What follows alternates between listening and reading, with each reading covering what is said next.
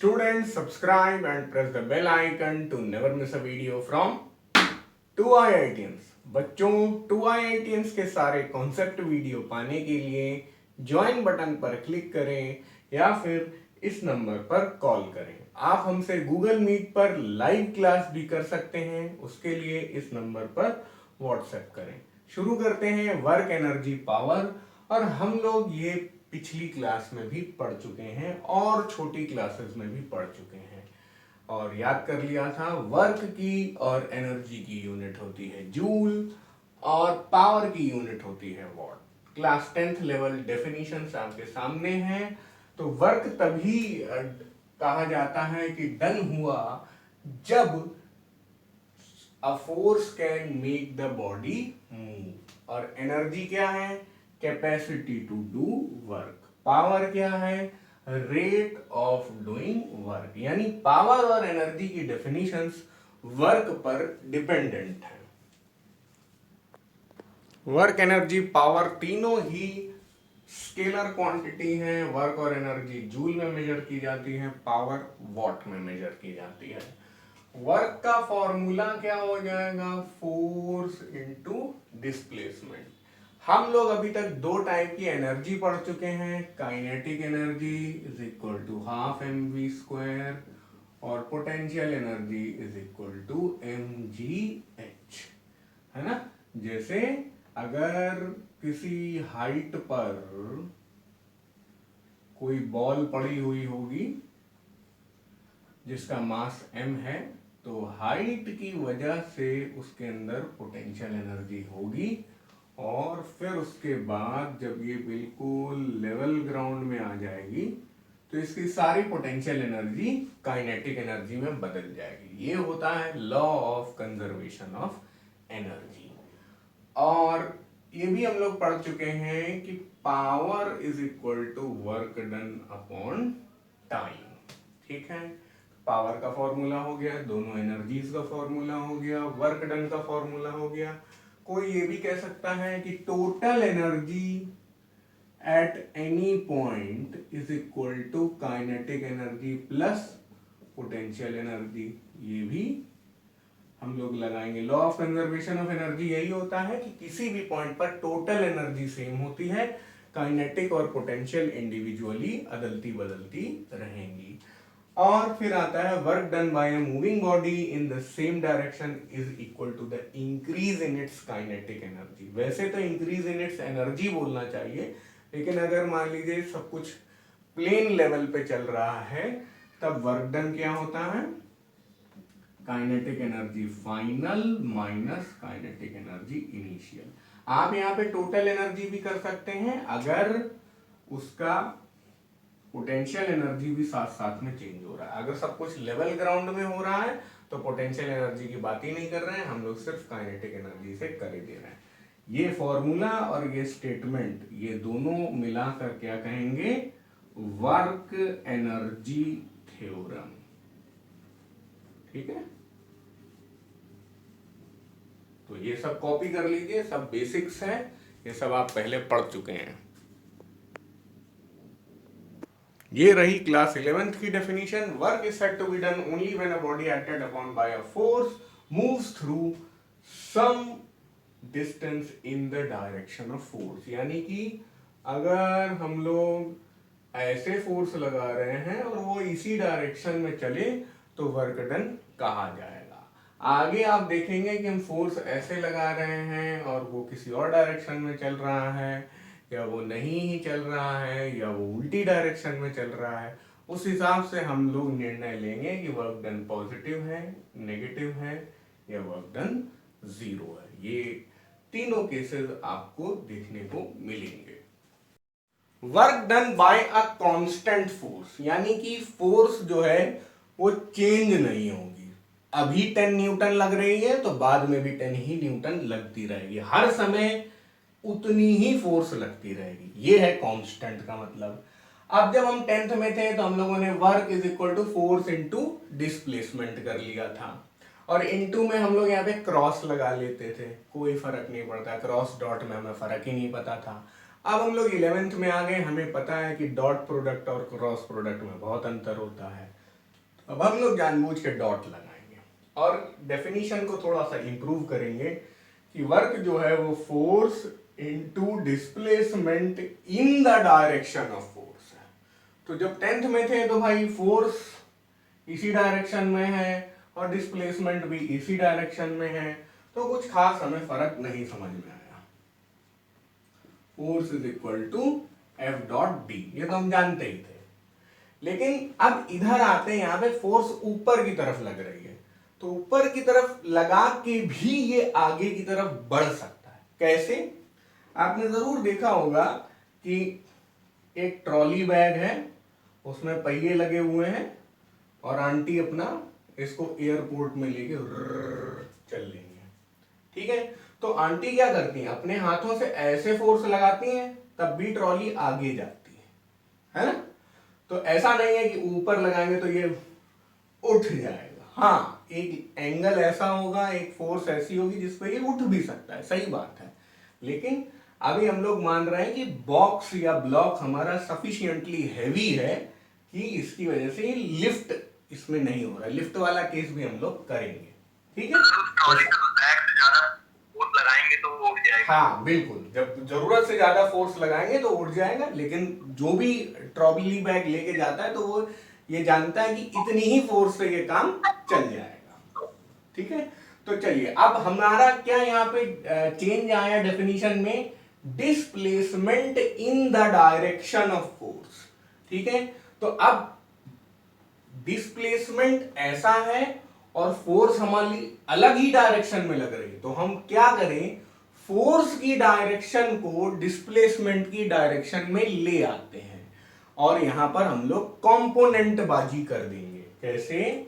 इसका horizontal component बना लेंगे और इसका वर्टिकल कंपोनेंट बना लेंगे। कौन सा रूल लगा रहे हैं?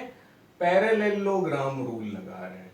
पैरेललोग्राम में ये वाला हो गया हॉरिजॉन्टल कंपोनेंट और ये वाला हो गया वर्टिकल कंपोनेंट। मान लेते हैं कि ये एंगल थीटा था, तो ये वाली फोर्स हो गई एफ कॉस थीटा और ये वाली फोर्स हो गई एफ साइन थीटा। अब आप बोलेंगे एफ कॉस थीटा फोर्स इसको वर्क डन की डायरेक्शन में ले जाएगी, यानी कि वर्क डन करवाने का काम करेगी, बिकॉज एफ कॉस थीटा की डायरेक्शन और डिस्प्लेसमेंट की डायरेक्शन सेम है। किसी किसी बुक में एफ डॉट एस भी लिखा रहता है डिस्प्लेसमेंट वाला, तो आप दोनों कर सकते हैं, मैं भी कभी कभी एस कर दूंगा। और एफ साइन थीटा क्या करेगा, इसको ऊपर की तरफ उठाएगा। तो अब हमारा वर्क डन कैसा हो जाएगा, एफ नहीं लेंगे हम लोग, ये वाली नहीं लेंगे, एफ कॉस थीटा लेंगे, F cos theta into D, ठीक है। तो अब इंटू डी है तो यहां पर डॉट करने की जरूरत नहीं है, ठीक है, एफ डी कॉस थीटा। और हम लोग जानते हैं कि कॉस थीटा कब आता है, डॉट प्रोडक्ट में आता है। जब हम लोग एफ डी कर रहे हैं तो याद रखिएगा एफ भी वेक्टर है, डी भी वेक्टर है और वर्क डन स्केलर है, ठीक है। क्योंकि डॉट प्रोडक्ट का दूसरा नाम होता है स्केलर प्रोडक्ट और स्केलर प्रोडक्ट होता है वेक्टर्स का। वेक्टर्स का जब स्केलर प्रोडक्ट हो जाता है तो रिजल्टेंट क्या आता है, रिजल्ट क्या आता है, स्केलर आता है। हम लोगों ने सीखा था कि मतलब दो क्वांटिटी है, vector quantity A dot B, तो इनका जो डॉट प्रोडक्ट आएगा वो स्केलर आएगा। दो क्वांटिटी है, वेक्टर क्वांटिटी ए और बी, उनका क्रॉस प्रोडक्ट आएगा तो जो ये रिजल्ट आएगा क्या आएगा, वेक्टर आएगा। तो अब वही ज्ञान जो ये वाला है वो हम लोगों ने यूज कर लिया।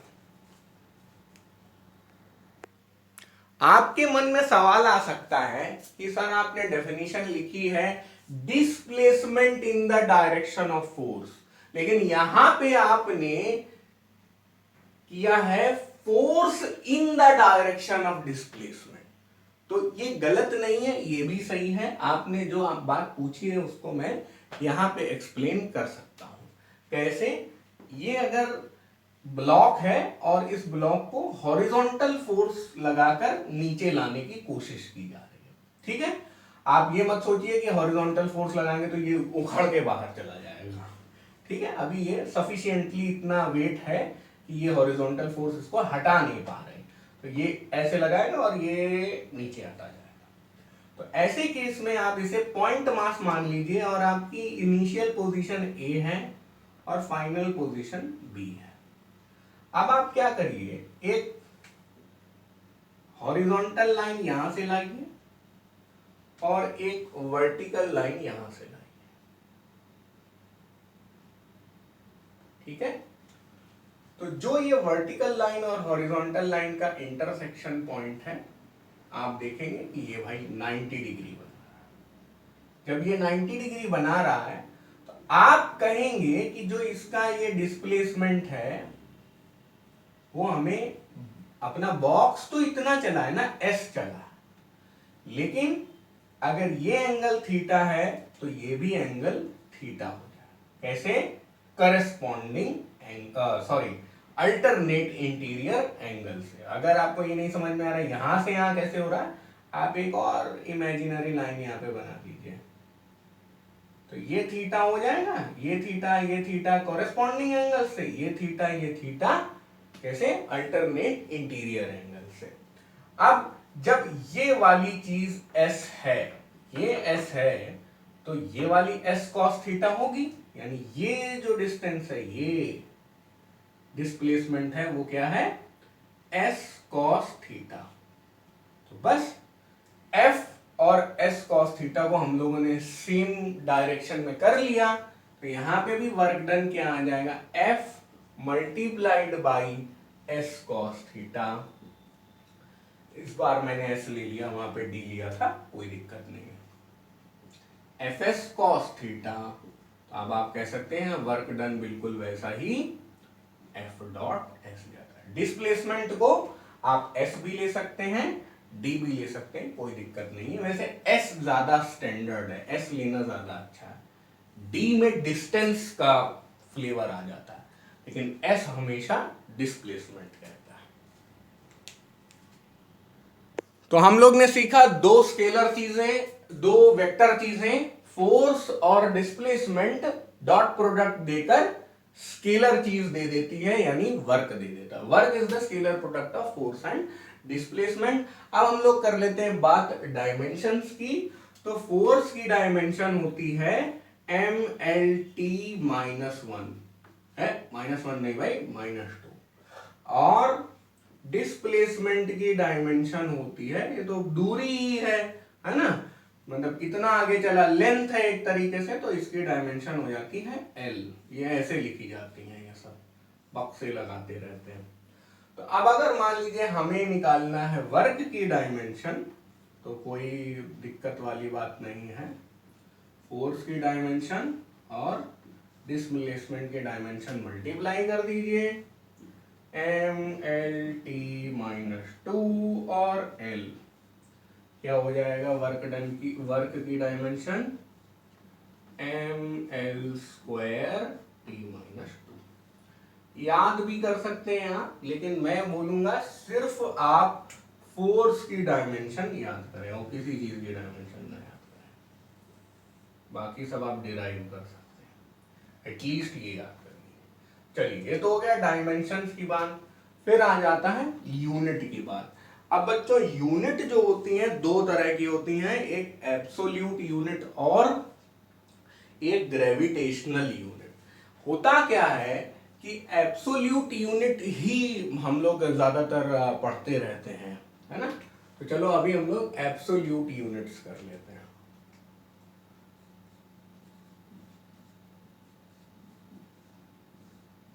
अब एब्सोल्यूट यूनिट्स में भी दो तरीके की होती हैं, SI और CGS। ठीक है, तो इसको SI एब्सोल्यूट यूनिट्स बोल देते हैं या एब्सोल्यूट SI यूनिट बोल देते हैं, कोई दिक्कत नहीं है। ठीक है, ये तो हम लोग पढ़ चुके हैं। तो वर्क की SI यूनिट क्या होती है बताइए भाई? वर्क की SI यूनिट होती है, अरे बोलो बच्चों, what is the SI unit of work?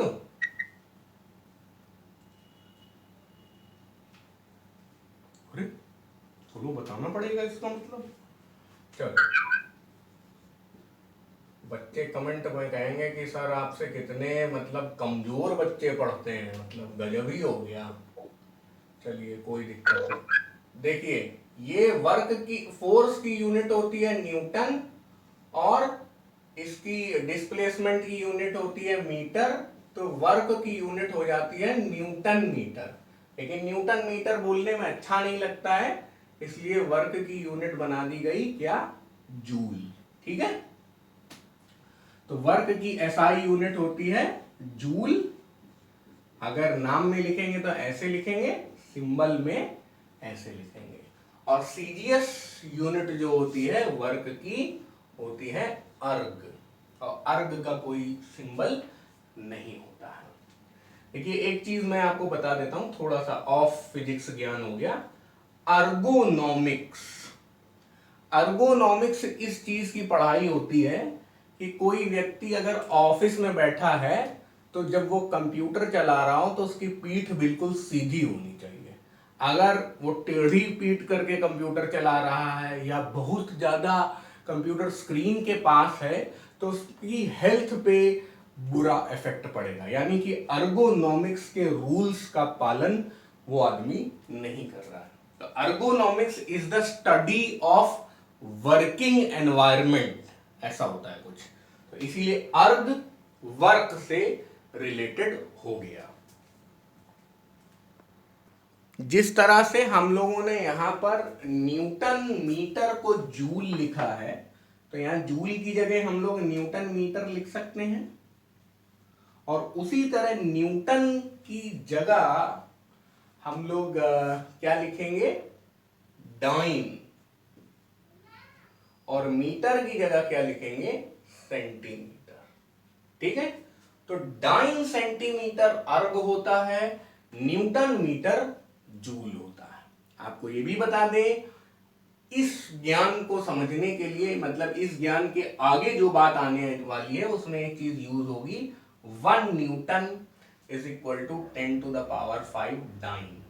ये कैसे आता है ये मैंने फोर्स वाले चैप्टर में एक्सप्लेन किया, लेकिन अभी हमारा गोल ये है कि 1 जूल में कितने अर्ग होंगे, ये हम लोग अब करने जा रहे हैं, क्योंकि ये सब स्कूल में बहुत पूछा जाता है, तो कर ही लिया जाए।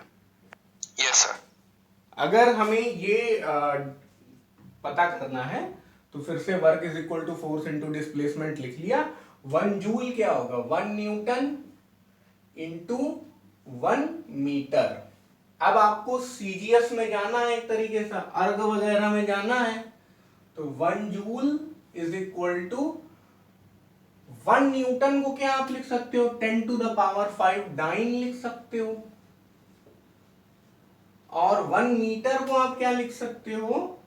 10 टू द पावर 2 सेंटीमीटर। मतलब यार ये तो आता ही होगा यार, 1 मीटर में 100 सेंटीमीटर होते हैं, वही हो रहा है।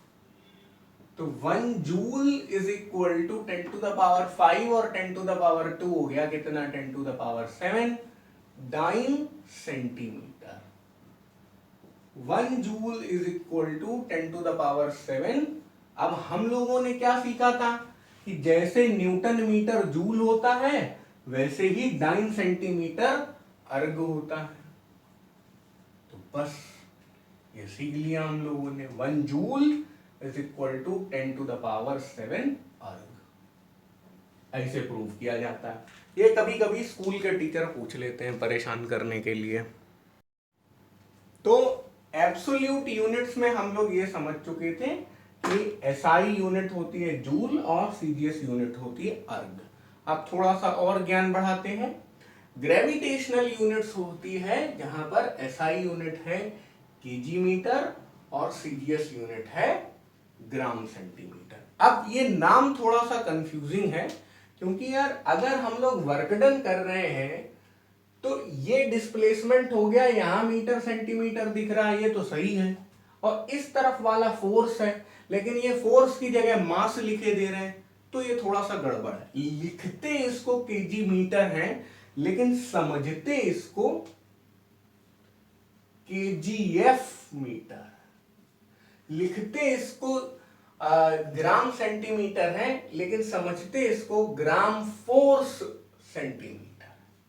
अब बात को समझो, 1 केजीएफ कितना होता है, ये भी बिल्कुल इसी तरह 1 केजीएफ होता है। आपको इसको इस तरह समझना है, W is equal to mg के हिसाब से, कि 1 केजी ग्रेविटी की डायरेक्शन में कितना फोर्स लगाती होगी, ये समझना आपको भाई। तभी तो ये ग्रेविटेशनल यूनिट है। और ग्रेविटेशनल पुल कितना होता है, मास हमने 1 केजी रख दिया, और ग्रेविटेशनल पुल हमने, ये वर्क डन नहीं है, ये वेट है, ठीक है। यहाँ पे मतलब कंफ्यूजन ना हो, F is equal to m a जैसे होता है यार, वैसे ही weight is equal to M g होता है, ये बात हो रही है यहाँ पे। तो मास 1 केजी है, जी क्या हो गया 9.8 मीटर पर सेकेंड स्क्वायर। तो केजी मीटर पर सेकेंड स्क्वायर की जगह हम लोगों ने लिख दिया न्यूटन, और ये हो गया 9.8। तो याद रखिएगा 1 केजीएफ का मतलब होता है the force exerted by a 1 kg mass in the direction of gravity, ठीक है। तो अब ये क्या है, W आ गया 9.8 न्यूटन। तो आप ये याद रख लीजिएगा कि 1 kgf 9.8 न्यूटन। समझ में आई बात। उसी तरह आप लोग मुझे बताएं 1 gf कितना होगा, 1 ग्राम फोर्स कितना होगा। यहां पे क्या करेंगे, मास की जगह हम लोग 1 ग्राम लिख देंगे, ठीक है। और यहां पे एक्सेलरेशन ड्यू टू ग्रेविटी की जगह क्या लिखेंगे, 980 सेंटीमीटर पर सेकेंड स्क्वायर, ठीक है। मीटर की जगह 9, देखिए यहां पे क्या हो जाएगा 1 ग्राम इंटू 980 भाई मीटर, 9.8 मीटर कितना होगा 980 सेंटीमीटर। तो इसलिए ये करना पड़ता है। इसमें जबरदस्ती हम लोग ग्रेविटी पे फिक्स रहते हैं, इसीलिए ये ग्रेविटेशनल यूनिट्स है। तो ये क्या हो जाएगा, ग्राम सेंटीमीटर पर सेकेंड स्क्वायर कितना हो गया, हाँ 1 मिनट रुक जाइए, 980 ग्राम सेंटीमीटर पर सेकेंड स्क्वायर को भी अभी करते हैं। जिस तरह से हम लोगों ने ये किया कि न्यूटन मीटर को हम लोगों ने नया नाम दे दिया जूल, उसी तरह जब W is equal to M G करते हैं तो एम जी के जी में होता है, और एक्सेलरेशन, ये W क्या है, वेट है। एक्सेलरेशन ड्यू टू ग्रेविटी किस में मेजर किया जाता है, मीटर पर सेकेंड स्क्वायर में। तो न्यूटन मीटर को नया नाम दे दिया जूल, और केजी मीटर पर सेकेंड स्क्वायर को हम लोगों ने नया नाम दे दिया न्यूटन। ये हम लोग ऐसे फोर्स में कर चुके हैं। तो इसीलिए मैंने यहाँ पे केजी मीटर पर सेकेंड स्क्वायर की जगह न्यूटन लिख दिया। 1 इंटू 9.8, 9.8 आ गया। उसी तरह से अब यहां पे देखिए, जो काम 1 केजी इंटू 9.8 किया, 1 ग्राम इंटू 980 सेंटीमीटर पर सेकेंड स्क्वायर कर दिया, तो 1 इंटू 980, 980 आ गया ग्राम सेंटीमीटर पर सेकेंड स्क्वायर। इसको नया नाम दे दिया हम लोगों ने क्या, डाइन। बस अब हम लोग 1 जीएफ को क्या कर सकते हैं, 980 डाइन कर सकते हैं। तो दो स्टैंडर्ड, जैसे मैंने ये डेरिवेशन किया वैसे ही मैंने आपके लिए ये वाला भी डेरिवेशन कर दिया कि 1 केजीएफ ऐसा होता है और 1 जीएफ ऐसा होता है। आप जल्दी से इन दोनों डेरिवेशंस को नोट डाउन कर लीजिए, फिर मैं इन्हें किनारे लिख देता हूं।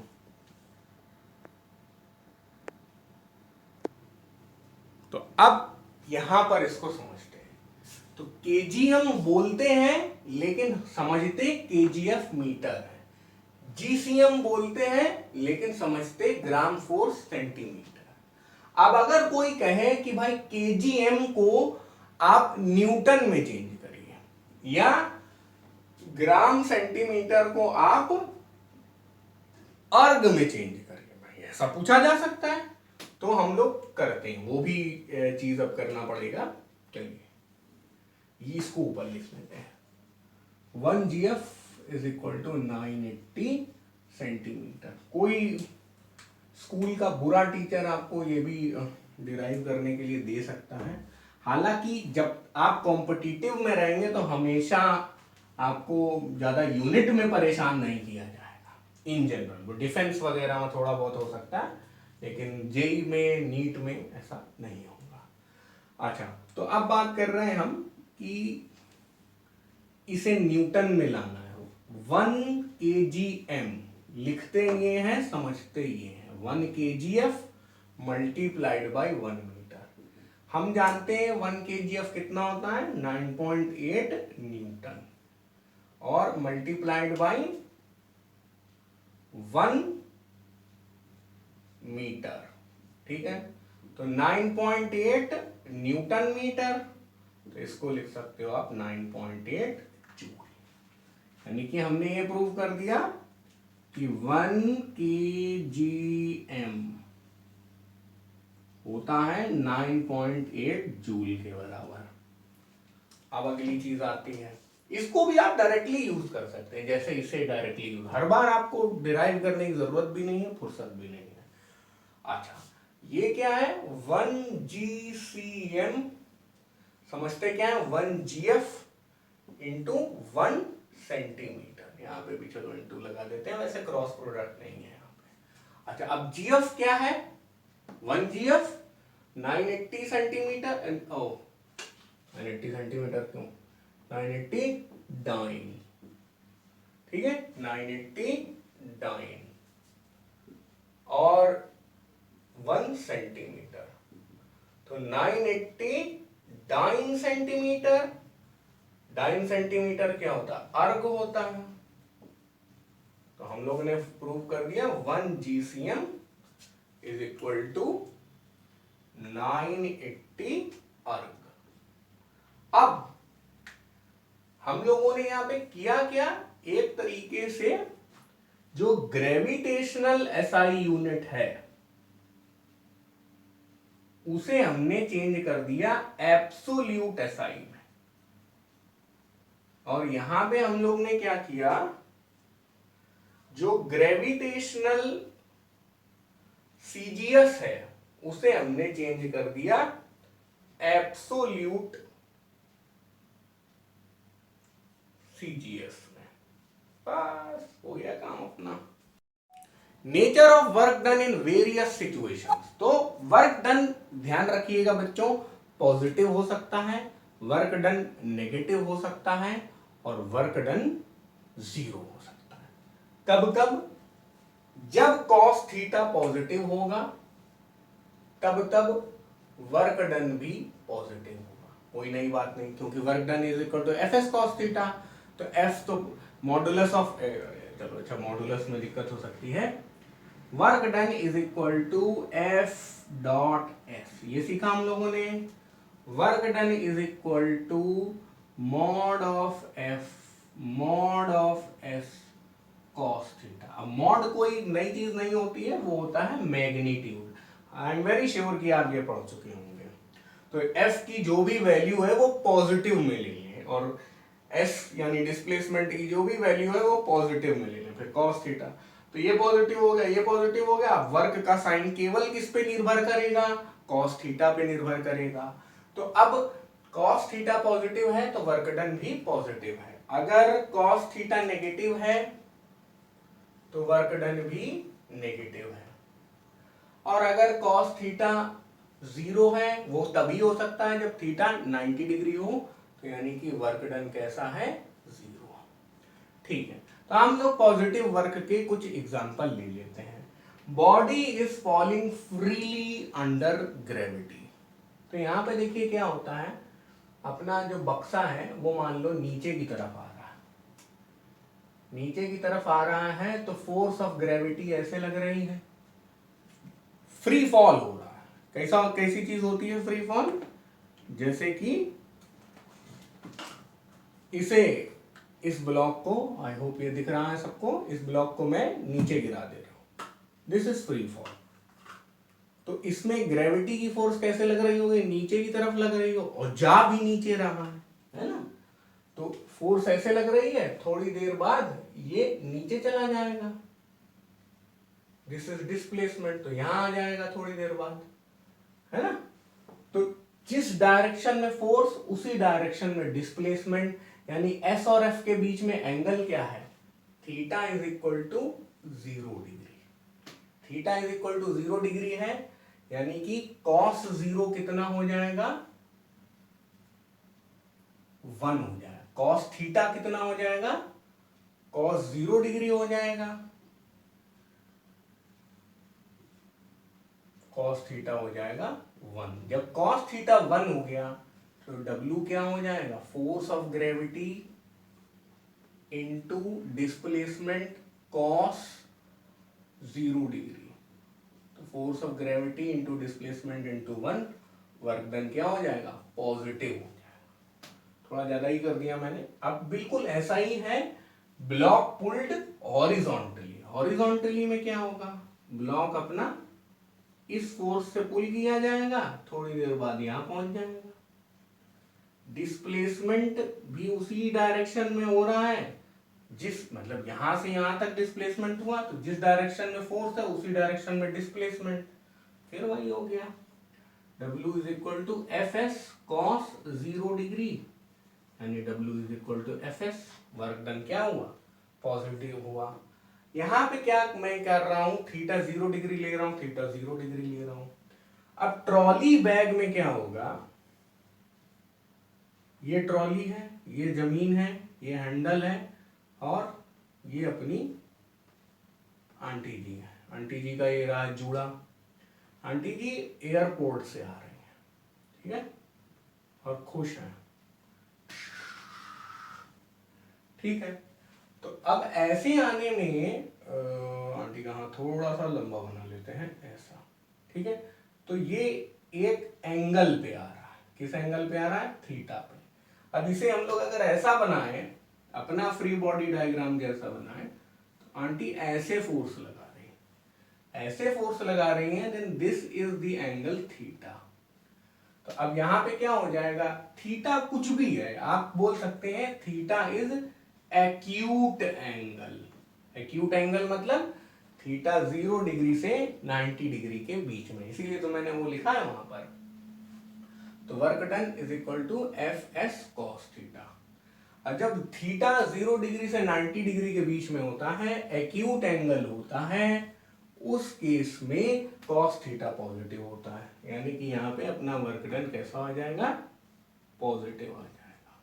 बस, तो 3 केस हम लोगों ने कर लिए। Free fall under gravity, pulled horizontal, मतलब देखो पुल्ड हॉरिजॉन्टली, फॉलिंग वर्टिकली, दोनों केस कर लिए। Trolley bag pulled by aunty at an acute angle, और हमेशा आंटी ट्रॉली बैग जो है वो एक्यूट एंगल में, देखिए इस तरफ ले जा रही हैं तब भी थीटा एक्यूट होगा, इस तरफ ले जा रही हैं तब भी थीटा एक्यूट होगा। आप ध्यान दीजिए, तब डिस्प्लेसमेंट इस डायरेक्शन में होगा और फोर्स इस डायरेक्शन में होगी, तब भी एक्यूट एंगल ही बन जाएगा। अब आ गए जीरो वर्क में। अब जैसे भाई एक सज्जन है, वो कोशिश कर रहे हैं कि हम दीवार को ही गिरा दें, तो भाई कोई भी ह्यूमन बीइंग अपने हाथों से दीवार को नहीं गिरा पाएगा, नहीं गिरा पाएगा, यानी दीवार कभी नहीं चलेगी, तो डिस्प्लेसमेंट यहाँ पे 0 हो जाएगा, इसलिए work done is equal to F into 0 is equal to 0 हो जाएगा। Pulley standing with box on head, फिर खड़ा ही है, कहीं पे कुछ चल नहीं रहा है, तो एस इज इक्वल टू 0, यहाँ पे भी work done is equal to 0 हो जाएगा। मजेदार तब होता है जब पुली बॉक्स लेकर आगे जाता है, तब भी वर्क डन 0 होता है। कैसे होता यह है, अगर कुली कोई वेट अपने सर पे रखे हुए है, जैसे ये सर पे अपने वेट रखे हुए है, तो ये वेट इसके हेड पर फोर्स लगाता है, और कुली का हेड भी इस पर फोर्स ऊपर लगाता है। इस ऊपर फोर्स लगाने को कहते हैं नॉर्मल रिएक्शन, ठीक है, यानी कि कुली का हेड इस पर नॉर्मल रिएक्शन n लगा रहा है और कुली चल रहा है हॉरिजॉन्टल डायरेक्शन में। तो आप देख सकते हैं नॉर्मल रिएक्शन की ये डायरेक्शन है, डिस्प्लेसमेंट की ये डायरेक्शन है, आपस में 90 डिग्री है। और जब हम लोग वर्क डन करेंगे तो work done is equal to normal reaction into S into cos 90 degree, और कॉस 90 क्या होता है, 0 होता है। तो वर्क डन यहाँ पे भी 0 हो जाएगा। ये बहुत ज्यादा पूछा जाता है, ठीक है, ये 10th में भी पूछा जाता है, आपसे भी पूछा जाएगा, आपकी एक्सरसाइज में भी ऐसे सवाल हैं, ये वाला केस। फिर satellite revolving in a circular orbit, यहाँ पे भी काफी सिमिलर सिचुएशन है, लेकिन समझ लेते हैं थोड़ा सा। अगर हम लोग यहाँ पर अपना मान लीजिए ये बीच में अर्थ है, ये बड़ी है, और अर्थ के चारों तरफ कोई सैटेलाइट चक्कर लगा रहा, मून कोई ले सकते हैं, आर्टिफिशियल सैटेलाइट ले सकते हैं, कुछ भी ले सकते हैं। होता यह है कि अर्थ की ग्रेविटेशनल फोर्स इस डायरेक्शन में है, लेकिन इसका मूवमेंट, डिस्प्लेसमेंट इस डायरेक्शन में, तो ये फिर 90 डिग्री हो गया, है ना। एक दूसरा आर्ग्यूमेंट भी है कि ये गोल घूम के हमेशा वहीं आ जाता है, तो डिस्प्लेसमेंट 0 हो गया, इस वजह से भी वर्क डन 0 बोल सकते हैं। और दूसरी बात क्या है कि ये एंगल जो है 90 डिग्री, उसकी वजह से भी डिस्प्लेसमेंट 0 हो जाता है। फिर यहाँ पे क्या हो गया, force of gravity into displacement into cos 90 degree, तो ये क्या हो गया, वर्क डन 0 हो गया, क्योंकि कॉस 90 डिग्री होता है तो वर्क डन 0 होता है। Electron moving in a space with no electromagnetic field, तो यहाँ पे यार वर्क डन 0 क्यों होगा, क्योंकि फोर्स ही नहीं है, there is no F electric. Displacement तो हो सकता है शायद, तो work done is equal to 0 in, because there is no electric force, क्योंकि इलेक्ट्रोमैग्नेटिक फील्ड ही नहीं है तो इलेक्ट्रॉन पे कोई फोर्स ही नहीं लगेगी, तो वर्क डन क्या हो जाएगा, 0 हो जाएगा। तो ये सारे केसेस 0 वर्क डन के हो गए।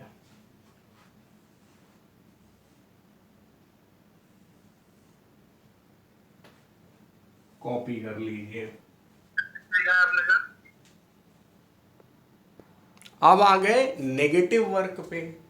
अगर हम लोग बॉडी को ऊपर फेंकते हैं, भाई किसी चीज को आप ऊपर फेंक रहे हैं, तो ये जा ऊपर, मतलब केवल अपवर्ड जर्नी ही यहाँ पे ले रहे हैं, है ना। तो जब जा ऊपर रहा है लेकिन ग्रेविटी नीचे की तरफ लग रही है, तो फिर गड़बड़ हो रहा है ना। इसका डिस्प्लेसमेंट जो है बॉडी का वो अपवर्ड डायरेक्शन में है, लेकिन फोर्स ऑफ ग्रेविटी जो है वो डाउनवर्ड डायरेक्शन में है। तो इस बार हम लोग जो एंगल लेंगे, डिस्प्लेसमेंट यहां है, तो एंगल जो लेंगे वो क्या हो जाएगा, 180 डिग्री हो जाएगा। और cos 180 डिग्री क्या होता है, -1 होता है, तो नेगेटिव वर्क डन हो जाएगा। W is equal to F G S cos 180 degree, तो वर्क डन क्या हो गया, नेगेटिव हो गया। अच्छा, अब work done by friction, friction chapter हम लोग पढ़ चुके हैं। देखिए अगर आप फोर्स इस डायरेक्शन में लगाएंगे तो फ्रिक्शन हमेशा उसके उल्टी डायरेक्शन में लगेगा। ये तो हमेशा फ्रिक्शन का मतलब जिद ही ये है कि तो उधर फोर्स लगाओगे तो हम इधर लगेंगे, इधर फोर्स लगाओगे तो फ्रिक्शन इधर की तरफ हो जाएगा। Friction is always opposite to the direction of motion. Then ये भी हम लोग बोल सकते हैं friction is always opposite to the direction of displacement, बोलने में कोई बुराई नहीं है। तो वर्क डन बाय फ्रिक्शन क्या हो जाएगा, फ्रिक्शन फोर्स, अब ये वाला एफ ले लिया, इनटू डिस्प्लेसमेंट, डिस्प्लेसमेंट तो इसी डायरेक्शन में होगा, और फ्रिक्शन इस डायरेक्शन में, डिस्प्लेसमेंट इस डायरेक्शन में, this is the direction of displacement and this is the direction of force, friction force. तो ये क्या हो गया, 180 डिग्री हो गया। तो cos 180 डिग्री यहाँ पे लिख दिया, फिर से यहाँ पे अपना वर्क डन क्या हो गया, नेगेटिव हो गया। अब आप बोलेंगे नहीं नहीं सर ये 180 डिग्री वाला तो हमें समझ में आ गया, आप हमें ये बताइए 180 डिग्री से कम में भी तो आपने नेगेटिव बोला है, बिटवीन 90 एंड 180। जैसे एक्यूट एंगल में पॉजिटिव, 90 डिग्री में 0, उसी तरह एक और क्लेम किया जा सकता है कि ऑब्ट्यूस एंगल में नेगेटिव होता है ना। तो आप हमें ऐसा करिए, ऑब्ट्यूस एंगल वाला समझाइए, ये सब तो आता है हमें, ठीक है। ऑब्ट्यूस वाला भाई बताते हैं। यहां पे क्या हो रहा है, फोर्स की डायरेक्शन ऐसे ले लो, तब भी हम लोग एफ कॉस थीटा में इंटरेस्टेड रहते हैं। लेकिन अभी work done by the friction force की अगर बात करें तो फ्रिक्शन फोर्स ऐसी है, ठीक है ना। और डिस्प्लेसमेंट हमारा इस डायरेक्शन में। तो अगर आप फ्रिक्शन फोर्स और इस फोर्स के बीच में एंगल लेंगे तब तो ऑब्ट्यूस आएगा, लेकिन डिस्प्लेसमेंट में तब भी नहीं, ये 180 डिग्री वाला केस आ जाएगा। तो ये वाला एक्सप्लेनेशन गड़बड़ हो गया। तो अब हम इस वाले एक्सप्लेनेशन में चले जाते हैं। ये ऐसा ब्लॉक है, इसमें फोर्स ऐसे लगाया और डिस्प्लेसमेंट हमारा इस डायरेक्शन में लग रहा है, ठीक है, और फोर्स हमारी इस डायरेक्शन में लग रही है। लेकिन नेट में डिस्प्लेसमेंट हम लोग ने देखा था कि इस डायरेक्शन में था, ये वाला डिस्प्लेसमेंट जो था वो ऐसा वाले में बन गया था। तो अब हम कह सकते हैं कि हाँ फोर्स ये लग रहा है और डिस्प्लेसमेंट अपना ये लग रहा है। तो ये एंगल थीटा जो है कैसा है, ऑब्ट्यूस एंगल है, इसलिए यहां पे भी वर्क डन नेगेटिव रहेगा। जब भी आपसे नेगेटिव वर्क डन की बात की जाए तो आप फ्रिक्शन वाला ऐसे नॉर्मली बता दीजिए और अपवर्ड मोशन अंडर ग्रेविटी ये वाला बता दीजिए। तो ये जो तीन बातें मैंने पॉजिटिव नेगेटिव वाली लिखी हैं, पॉजिटिव नेगेटिव और जीरो, ये कुछ बच्चे कह रहे हैं कि सर आप ऐड शुगर टू कॉफी वाले कॉन्सेप्ट से बता दीजिए। तो देखिए, जब तक 0 से 90 डिग्री के बीच में तो सभी पॉजिटिव हैं, तो कॉस भी पॉजिटिव होगा, ये बात लिखी है। जब कॉस 90 की बात आ रही है तो कॉस 90 0 पहले ही से होता है, तो हम पहले से जानते हैं, यहाँ ऐड शुगर टू कॉफी काम नहीं आया। लेकिन यहां काम आएगा। कॉस नेगेटिव कब होता है, 90 डिग्री से 180 डिग्री के बीच में, ये क्लेम हम कर रहे हैं। और हम लोग एएसटीसी में भी जानते हैं कि जब यहां इस वाले एंगल में हम लोग होते हैं more than 90 degree and less than 180 degree, तब सिर्फ साइन पॉजिटिव होता है, तो कॉस नेगेटिव होगा। टेन भी नेगेटिव होता है ना। तो हम कॉस में इंटरेस्टेड हैं, तो cos is negative in obtuse angle, cos is positive in acute angle, cos is 0 in 90 degree. ठीक है, ऐसे भी समझ सकते हो।